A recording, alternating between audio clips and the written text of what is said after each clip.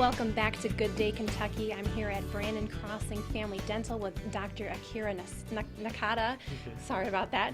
But we want to focus a little bit more about the kids' dental health right now. And we know Halloween's coming up and they're going to be wanting to munch on that candy. But we kind of want to talk a little bit about some good habits for them, and especially when parents should get their kids in first to start brushing their teeth and see you guys. So if you want to tell us a little bit about that and when parents should bring their kids in. Okay.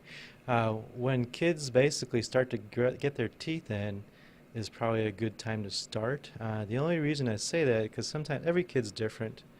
Main thing is you want to make sure that, if they're coming in, you want to make sure that everything is cleaned off of it, not getting a cavity on it, and then just making sure that we start on the preventive side of things.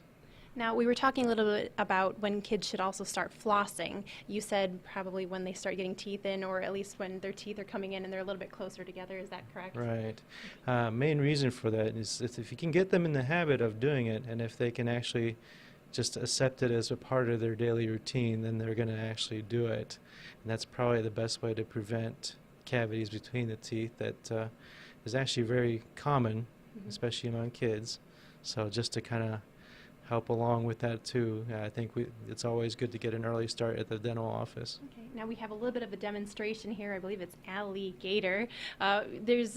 She's brushing his teeth. I guess, is there a right and a wrong way for kids to be brushing their teeth? I know it's more of a circular motion and not an up and down motion. Right. Main thing is, the most important thing is you do get the plaque off, but second most important thing is, you don't want to push too hard on the brush that you're bending the brush, then you're not doing anything you're just not really getting the plaque off that way. The most after that, just like we talked about, we need to make sure they can get floss, but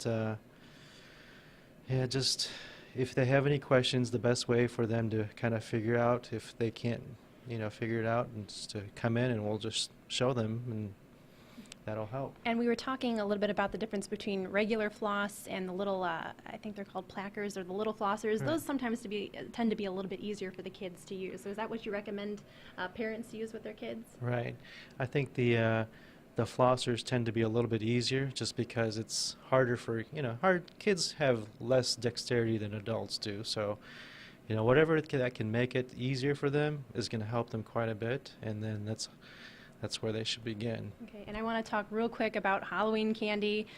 I guess, are there some good tips parents should follow to make sure that their kids' teeth stay a little more healthy during the Halloween season?